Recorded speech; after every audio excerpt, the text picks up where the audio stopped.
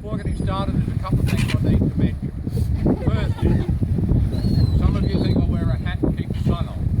Absolutely nothing to do with the table matters is the problem. And now I have a heavier ruler than top panel. That was an adult gull, a very fine looking bird. Now, if a pelican should come and sit right alongside of you, or indeed right on top of your head, you get more, did you? Oh, what a lucky girl. Oh, it's a good splash. Don't forget to wipe your fingers before you pick them up. Now, before getting started, there's a couple of things I need to mention apart from being bombed. If a pelican should come and sit right alongside of you, or indeed right on top of your head, we ask you not to reach out and touch them. If you do, obviously give them a good Other than that, they really are incredibly puffy. They probably won't. Now, the pelicans that we have here are the Australian pelicans. They are the largest of the pelican species found in the world. However, we do feel morally obliged to point out to people from America and Texas in particular that not only are these pelicans the largest in the world, they're also by far the best looking pelicans in the world. By quite a long way, I would suggest. They're fairly good flyers. They can get to 2,500 metres on their 2-metre wingspan, and the odd one will make it from Australia to New Zealand. Their normal range extends from southern Indonesia, and they will go as far south as northern Tasmania. The reason they tend not to go further south is the cold worries them quite a lot. And the reason the cold worries them is they have very little protective oil or grease in their feathers to keep the water out. So if they bob around the ocean a lot, or it comes in cold, wet and rainy, they will eventually get wet through the skin and start to shimmer. It is cool today but not cold, and you can see quite a few of these birds are shivering. They may not be cold, they might just be really pleased to see you and a bit excited. That one with a crooked head's not here.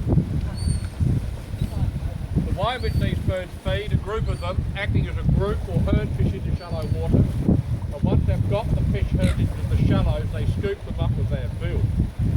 As you would imagine, the pelican's bill opens and closes like this, but they are unusual in that the lower jaw can open right out to form a large net that they use to scoop the fish up. On the other hand, the American brown pelican, a very ordinary looking bird if I might say so, they're actually grotty looking things. When they fly across the surface of the water, see a fish deep in the water, they can dive in like a gannet or a tern and catch the fish. If the Australian pelican tries a clever trick like that, they'll make complete fools of themselves. Because they are so buoyant, they'll simply pop up like a cork. And in fact, the only way these birds can go underwater naturally is when they're resisted by sharks or crocodiles, which is something they try and dodge. The only visual difference between a male and female pelican is one of size, with the male being larger. And a full-grown, live-weight male will only weigh 9 to 9.5 kilos, so not heavy at all. Also, the fully mature bird has a little bit of yellowy brown on the point of the chest that looks like water stain. It is in fact a feather colour change because the immature bird is plain white on the point of the chest, and the very young bird is mousy brown in the feather colour, like the moth-eaten one over here. Now, speaking of colours, as you can see, the normal colour for a pelican's bill and jowl is white pale.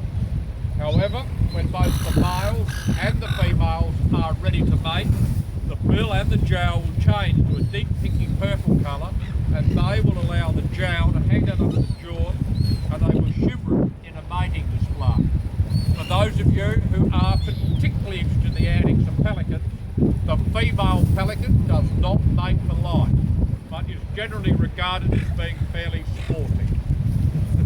Probably a good thing, I would suggest. Now, if we feed these birds every day of the year, that bird has turned up. Feed these birds every day of the year. In order to do it, buy fish from the local fish processor and run through. Got it. Now, we've got a bird with a heavy light, with a heavy heavy leech infestation. We're going to go see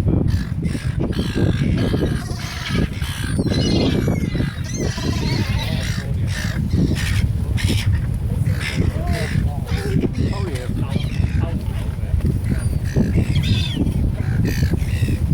Still going to get the first bit.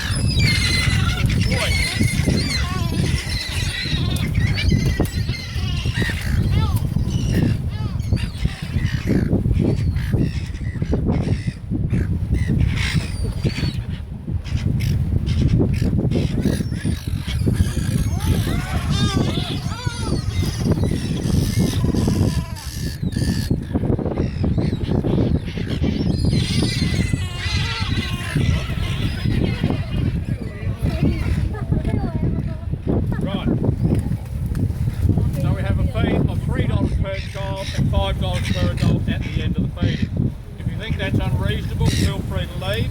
Otherwise, it's regarded as being extremely mean, miserable and shabby to run off without pay. Now, one of the good things about the pelican feeding, we are able to catch the odd one with the fishing line around it or whatever, so we're able to make a bit of a difference.